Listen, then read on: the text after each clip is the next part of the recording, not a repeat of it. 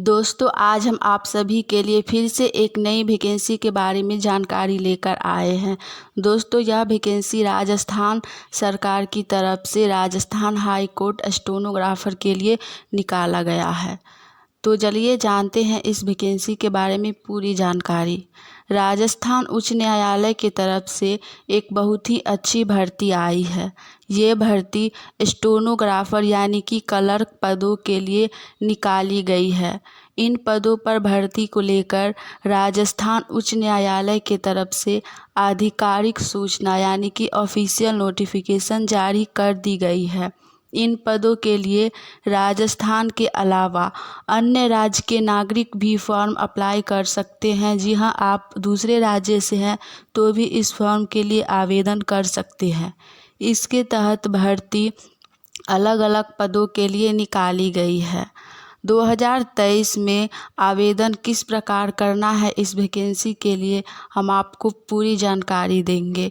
कब से कब तक इन पदों के लिए आवेदन कर सकते हैं, इन पदों के लिए आवेदन करने के लिए कितना आवेदन शुल्क देना होगा, इसके बारे में हम आपको पूरी जानकारी इस वीडियो में आगे देंगे। इन पदों के लिए आवेदन कैसे करना है इसके बारे में भी हम आपको पूरी जानकारी विस्तार में देंगे। अगर आप भी इन पदों के लिए आवेदन करना चाहते हैं तो आवेदन करने से पहले एक बार इसका ऑफिशियल नोटिफिकेशन ज़रूर पढ़ ले, ताकि आपसे फॉर्म अप्लाई करते वक्त किसी भी प्रकार का कोई भी मिस्टेक या त्रुटि ना हो। दोस्तों अब हम बात करेंगे इस वैकेंसी से जुड़ी इम्पोर्टेंट डेट्स के बारे में। इन पदों के लिए आवेदन कब से शुरू किए जाएंगे, इन पदों के लिए आप कब से कब तक आवेदन कर सकते हैं, इन पदों के लिए आवेदन करने की तिथि के बारे में हम आपको पूरी जानकारी विस्तार में देंगे। तो अगर आप भी इन पदों के लिए आवेदन करने के बारे में सोच रहे हैं तो तिथि से जुड़ी सारी जानकारी ध्यानपूर्वक सुने, जिससे कि आप निर्धारित समय तक इन पदों के लिए आवेदन कर सके। तो चलिए जानते हैं इस वैकेंसी से जुड़ी डेट के बारे में। तो दोस्तों इसका फॉर्म अप्लाई डेट है 1 अगस्त 2023। जो भी लोग दोस्तों फॉर्म अप्लाई करना चाहते हैं वो लोग कल से ही इसका फॉर्म अप्लाई कर सकते हैं। और दोस्तों इस वैकेंसी का लास्ट डेट है अप्लाई करने का 30 अगस्त 2023। और दोस्तों यह फॉर्म ऑनलाइन के माध्यम से ही भरा जाएगा। तो दोस्तों जो भी लोग यह फॉर्म अप्लाई करना चाहते हैं वो सभी कल से यह फॉर्म अप्लाई कर सकते हैं। दोस्तों अब हम जानेंगे इस वैकेंसी से जुड़ी एप्लीकेशन फ़ी के बारे में कि अगर आप फॉर्म अप्लाई करेंगे तो आपको कितना पेमेंट करना पड़ेगा।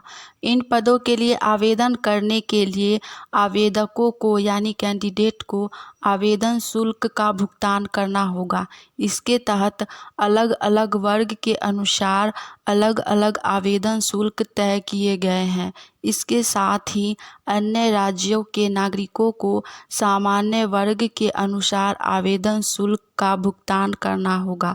इसके तहत आपके वर्ग के अनुसार आपको कितना आवेदन शुल्क देना है इसके बारे में हम आपको पूरी जानकारी देंगे विस्तार में, जिससे कि आवेदन करते समय आपको आवेदन शुल्क यानी कि एप्लीकेशन फ़ीस से जुड़ी किसी भी प्रकार की कोई भी समस्या ना हो।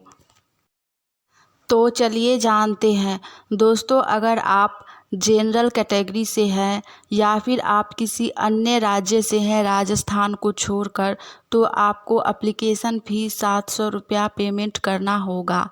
और दोस्तों यदि आप ओबीसी या फिर ईडब्ल्यूएस कैटेगरी से आते हैं तो इसके लिए आपको 550 रुपया पेमेंट फ़ी करना होगा।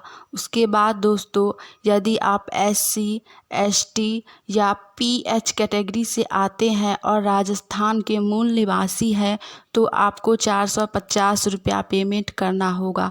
और दोस्तों पेमेंट भी आपको ऑनलाइन के माध्यम से ही किया जाएगा।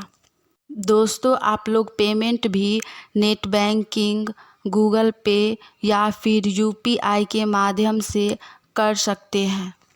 दोस्तों अब हम जानेंगे इस वैकेंसी से जुड़ी पोस्ट डिटेल्स के बारे में कि इस वैकेंसी में कितना पोस्ट दिया गया है और इस पोस्ट का नाम क्या है। तो दोस्तों इस पोस्ट का नाम है स्टेनोग्राफर यानी कि क्लर्क, और इसमें टोटल पोस्ट आपका दोस्तों 277 दिया गया है, जो कि बहुत ज़्यादा पोस्ट है। तो आप लोग फॉर्म अप्लाई ज़रूर से कीजिएगा।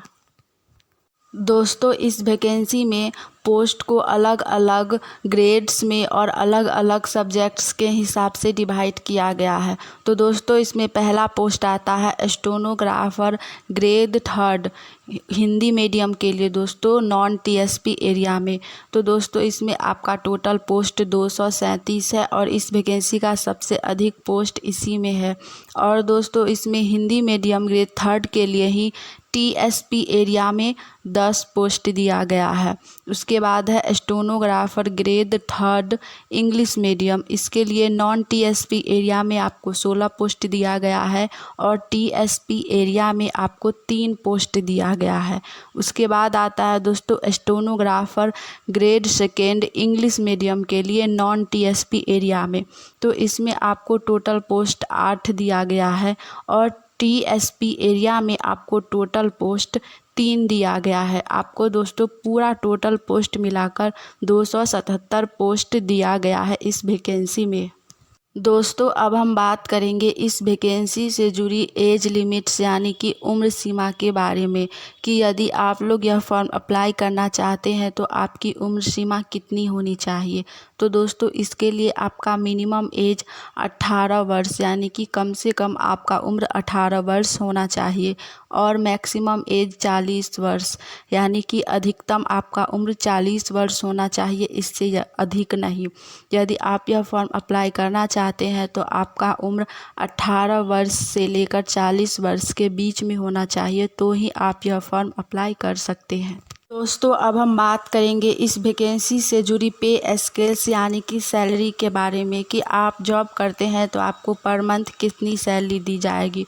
तो दोस्तों इसके लिए आपको 33,800 से 1,06,700 रुपया सैलरी पर मंथ इनके बीच दी जा सकती है। 33,800 से 1,06,700 रुपया तक सैलरी दी जाएगी आपको प्रति माह।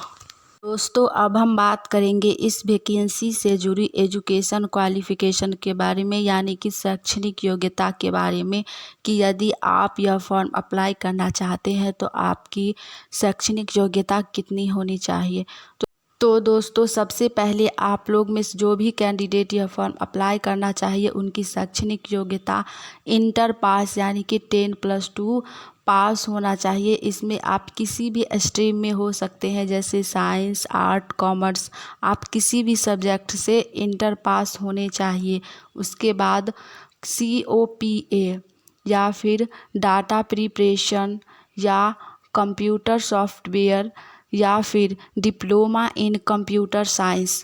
दोस्तों इंटर के बाद यदि आप डिप्लोमा करते हैं कंप्यूटर साइंस से, जिसमें कंप्यूटर एप्लीकेशन RCIT, या फिर दोस्तों आप सीधा इंटर करने के बाद कंप्यूटर साइंस से डिप्लोमा करते हैं तो आप इस फॉर्म को अप्लाई कर सकते हैं। उसके साथ साथ दोस्तों आपका कंप्यूटर में बेसिक नॉलेज भी होना चाहिए, तो ही आप इस फॉर्म को अप्लाई कर सकते हैं। दोस्तों हमने इस वैकेंसी से जुड़ी एप्लीकेशन फ़ीस, एज लिमिट और फिर क्वालिफ़िकेशंस के बारे में आप लोगों को सारी जानकारियाँ दे दी है। तो आप में से जो भी छात्र छात्राएं यह फॉर्म अप्लाई करना चाहते हैं वो लोग कल से यह फॉर्म अप्लाई कर सकते हैं। दोस्तों हमने इस वैकेंसी से जुड़ी आपको पूरी जानकारी दे दी है। अगर आपको यह जानकारी अच्छी लगी हो तो प्लीज़ हमारे वीडियो को लाइक कीजिए और आने वाली सभी नई वैकेंसी के बारे में आप जानकारी चाहते हो तो हमारे चैनल इंडिया नंबर 1 GKGS को सब्सक्राइब करके नोटिफिकेशन ऑन कर लीजिए, ताकि जब भी हम नई वैकेंसी के बारे में अपडेट्स डालें तो वो सबसे पहले आप तक पहुँचे। आज के लिए इतना ही दोस्तों, मिलते हैं कल फिर एक नई वैकेंसी के बारे में जानकारी के साथ। जय हिंद।